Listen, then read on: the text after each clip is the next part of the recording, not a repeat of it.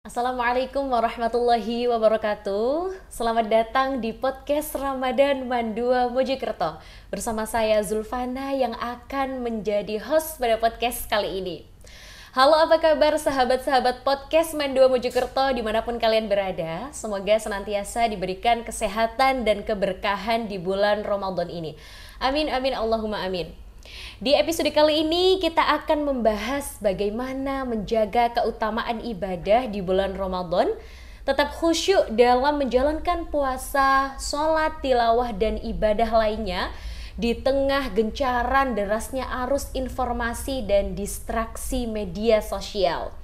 Dengan tema yang cukup menarik pada podcast kali ini, yaitu menjaga keutamaan ibadah di era digital pada bulan Ramadan. Bersama narasumber kita pada kesempatan kali ini. Assalamualaikum Ustadz. Waalaikumsalam Ustazah. Beliau Ustadz Muhammad Alimul Fikri sebagai guru sejarah kebudayaan Islam di Mandua Mojokerto, yang saat ini juga menempuh pasca sarjana S2 Pendidikan Agama Islam di UIN Maulana Malik Ibrahim. Ustadz, bagaimana kabarnya Ustadz? Alhamdulillah sangat-sangat baik. Okay. Saya sendiri bagaimana? Alhamdulillah saya juga baik Ustadz. Jadi begini Ustadz, saat ini di bulan Ramadan ini dari tahun ke tahun, terutama di negara Indonesia ya Ustadz, sudah menjadi adat atau tradisi tahunan warga masyarakat dari berbagai generasi melaksanakan buka bersama. Tapi ada fenomena baru Ustadz, yaitu buber ikut sholat cabut. Jadi mereka melakukan buka bersama tapi tidak melaksanakan sholat, baik itu sholat maghrib atau bahkan sholat tarawih. Nah, ini gimana sih Ustadz pendapat jenengan tentang fenomena seperti ini? Baik, terima kasih Ustazah. Jadi apabila kita membahas tentang tradisi bukber dengan melihat fenomena-fenomena yang ada di zaman digital ini, perlu kita ketahui bahwasanya di tahun 2004 kemarin, alhamdulillah tradisi bukber sendiri telah diresmikan oleh UNESCO sebagai warisan budaya tak benda oleh beberapa negara yang telah mengajukan. Adapun ada negara Azerbaijan, kemudian Iran, Turki, dan beberapa negara lainnya.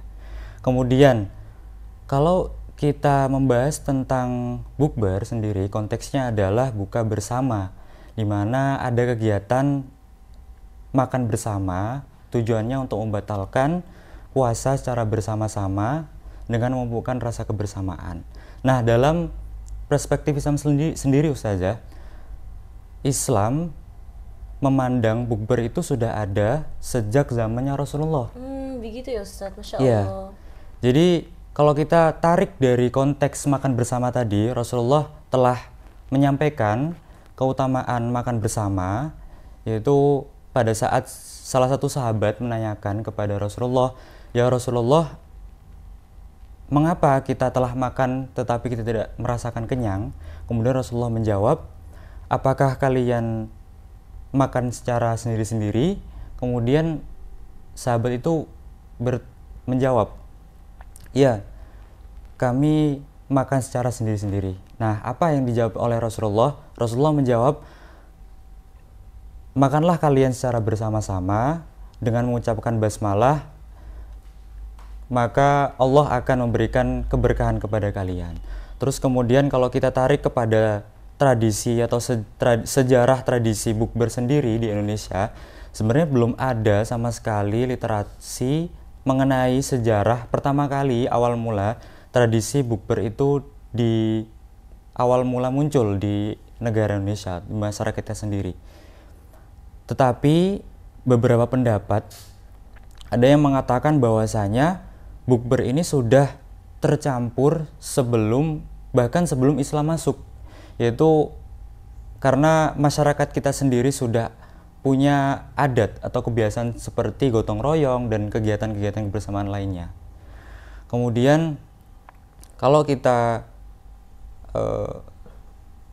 sangkutkan dengan beberapa hal positif tadi, tradisi bukber itu suatu hal yang positif dan tujuannya adalah untuk mempererat tali silaturahim, juga membangun nilai-nilai kebersamaan antara kita. Begitu Ustazah. Ya. Tapi ada itu tadi ya Ustadz ya, pergeseran makna dari bukber sendiri jika ditarik di adat yang terjadi tradisi di Indonesia seperti yang saya sampaikan itu tadi. Ya, meskipun bukber itu dari awal mulanya itu ada, muncul menjadi tradisi, itu sebagai tradisi yang positif, akan tetapi mungkin di zaman digital ini mulai muncul yang fenomena-fenomena yang menjadikan bukber sendiri maknanya tergeser. Jadi seperti yang dikatakan oleh Ustazah tadi di awal, contohnya seperti bukber ikut sholat cabut, di mana dari teman-teman kita sendiri mungkin mengikuti bukber tapi tidak mengikuti sholat maghrib secara berjamaah, terus kemudian tidak mengikuti sholat tarawih. Padahal yang seperti kita ketahui bahwasanya sholat tarawih itu merupakan sunnah muakkadah, di mana ibadah yang hanya satu kali dalam satu tahun dan adanya itu ada di bulan Ramadan. Tetapi kita tidak boleh mengejudge bagi mereka yang mungkin belum ada kesempatan buat melaksanakan sholat tarawih. Nah iya Ustadz, karena hal ini tuh sering sekali dijumpai Ustadz. Misalnya habis bubar langsung lanjut nongkrong atau ngopi, tapi tidak melaksanakan tarawih. Atau ada juga yang heboh belanja untuk kebutuhan hari raya, jadi mereka tidak sempat untuk melaksanakan sholat tarawih. Atau bahkan ada yang masih sibuk bekerja selama jam sholat tarawih, hingga ini tuh menimbulkan desas-desus dari tetangga atau para netizen ya Ustadz, bahwa oh kok cik kedunyane waya taraweh tapi kok cik sibuk kerja. Nah ini tuh gimana sih Ustadz menanggapi hal-hal seperti itu menurut jenengan? Nah, sebelum kita mungkin mencoba menanggapi saya sendiri, kita seharusnya melihat kepada diri kita terlebih dahulu, muhasabah ke diri kita, memberikan yang terbaik, ibadah yang terbaik ke diri kita terlebih dahulu, baru kita melihat teman-teman kita yang mungkin mereka belum diberikan kesempatan untuk melaksanakan sholat tarawih karena beberapa kegiatan seperti bukber, seperti yang Ustazah sampaikan tadi, bukber, terus kemudian ada yang berbelanja, ataupun bahkan ada yang mendahulukan pekerjaannya. Nah, dari situ kita tidak boleh menganggap bahwasanya mereka itu kita memandang mereka itu dalam keadaan buruk. Akan tetapi kita tahu bahwasanya waktu sholat tarawih itu sangat panjang. Oh iya, setelah Isya sampai sebelum sahur. Jadi mungkin saja teman-teman kita atau saudara-saudara kita belum bisa mengerjakan sholat tarawih secara berjamaah di masjid. Mungkin setelah mereka melaksanakannya, setelah kegiatan mereka selesai, atau mungkin bahkan teman-teman kita yang mendahulukan pekerjaan mereka, nah itu sangat diutamakan karena mungkin diniatkan untuk menafkahi keluarga mereka. Iya. Jadi suatu hal yang wajib. Begitu ya Ustadz ya.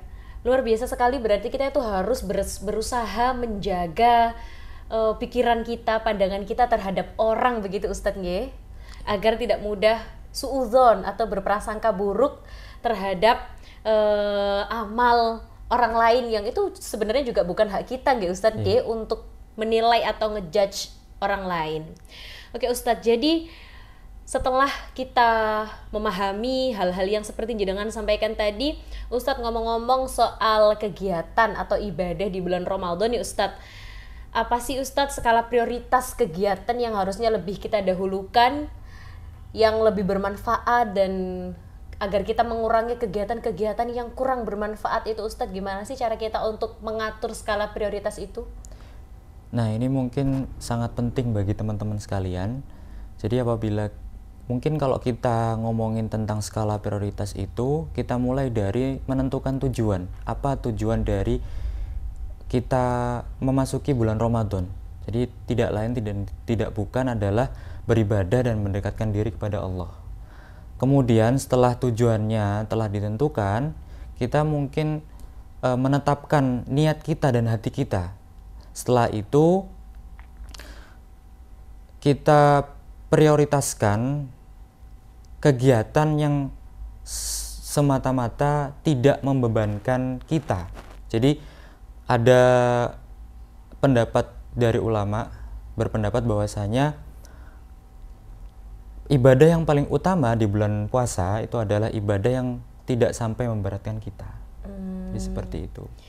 Ustadz, kalau kita ini sebagai generasi Z, generasi milenial dikasih ajaran yang kita melakukan ibadah yang tidak memberatkan kita gitu ya Ustadz ya, jatuhnya itu kayak mending tidur nggak sih Ustadz? Soalnya jangankan orang lain ya Ustadz, saya sendiri aja kalau puasa ya emang paling enak itu tidur, apalagi kita tahu bersama bahwasanya tidurnya orang yang berpuasa itu dinilai sebagai ibadah. Nah, karena kan kegiatannya sangat longgar, tidak memberatkan kita, jadi ya kita isinya tidur, rebahan, sambil scroll sosmed, sambil push rank gitu ya Ustadz. Nah ini tuh gimana sih Ustadz cara kita untuk menyeimbangkan agar kita juga berkegiatan gak terlalu berat dan gak terlalu leha-leha, gak terlalu tenang-tenang, itu gimana sih Ustadz cara kita memanage kegiatan di bulan Ramadan?